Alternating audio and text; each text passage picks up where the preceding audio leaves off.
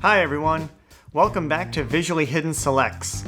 I'm Peter O'Brien, and today I'd like to talk to you about An American Werewolf in London from 1981, written and directed by John Landis and starring David Naughton, Griffin Dunne, Jenny Agutter, and John Woodvine. This film's title really kinda says it all, but it's really the story and how it unfolds and how it's told that makes this film extremely enjoyable and endlessly rewatchable. The basic premise for this film follows two young American friends backpacking through Europe, and as they make their way through the moors in northern England, they have a little bit of a lethal encounter, which results in one of them winding up in the hospital. And when he wakes up from that encounter 3 weeks later, he starts to kind of have these traumatic nightmares, and ultimately it leads to devastating events. John Landis wrote the script for this film when he was only 19 years old. He had been working on Kelly's Heroes in Yugoslavia, and he witnessed a gypsy funeral happening on the side of the road where they actually buried the deceased upside down so he couldn't come out of his grave. That kind of got him thinking about films like The Wolfman and Werewolf of London, and he decided to put a contemporary spin on those classic tales. He tried to get this film made for 11 years because it's a very ambitious effects film, and he didn't want to cut any corners in that regard. He had a vision for it, and so he took his time and worked his way up to being able to do it. He started his own film career in the early 70s. His first film is also a horror comedy called Schlock. In that film, he met a young effects artist named Rick Baker, who he talked to extensively about An American Werewolf in London. Over the next 8 years, Rick Baker developed the technology he would eventually employ in Werewolf to achieve the effects goals that John Landis had in mind for his story.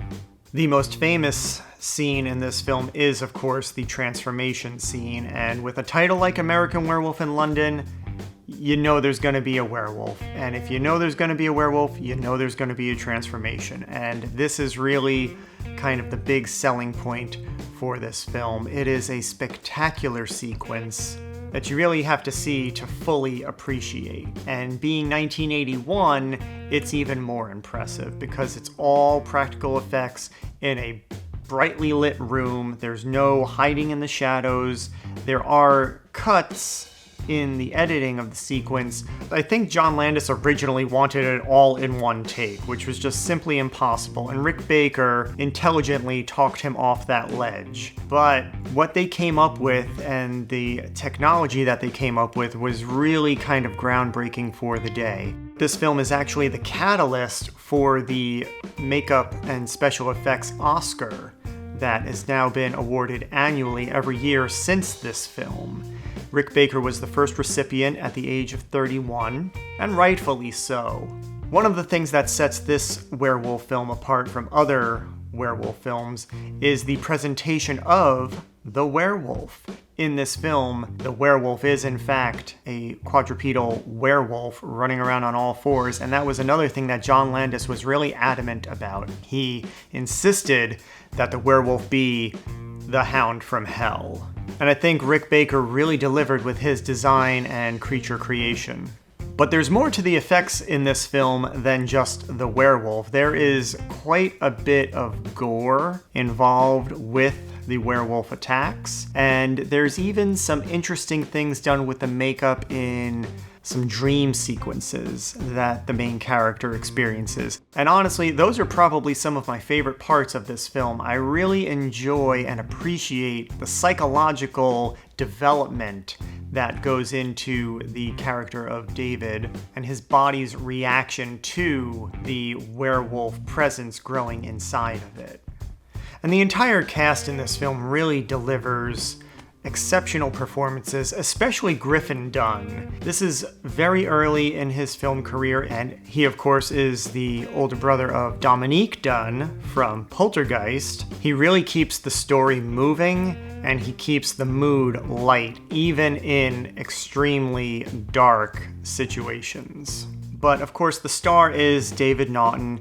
He does a fantastic job as David Kessler. You really believe what he's going through, and just that he is a young guy who's fallen victim to this circumstance. Jenny Agutter, who is the female lead in the film, she just does a fantastic job being an emotional anchor for this story in a otherwise extraordinary situation. And there are a number of British character actors that pop up. My favorite, of course, is Rick Mayall, who appears in the pub scene in the beginning at the Slaughtered Lamb.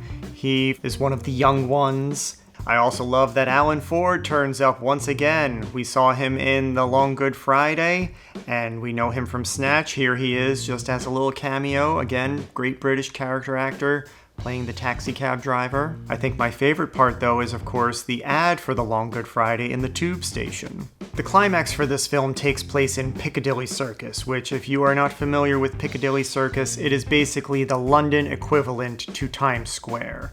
It is a very busy roundabout in the heart of the city, and they were actually able to close off traffic and do some pretty spectacular stunts for the climax of this film, and interestingly enough, they were able to do all of it in only 3 minutes.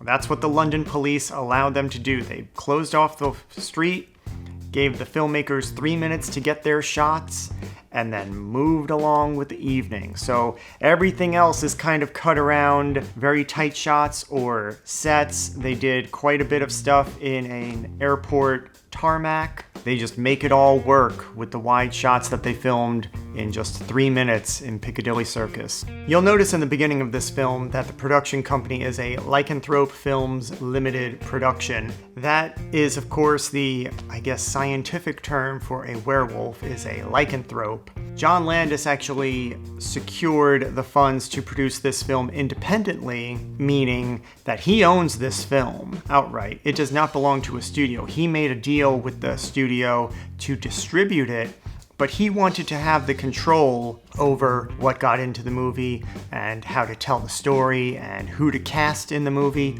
Originally, the studio was interested in financing it, but they wanted him to cast Dan Aykroyd and John Belushi because they had worked so well together on the Blues Brothers. But John Landis wanted to use unknown actors to help the audience stay in the moment of the story with the characters. It would have been a very different film.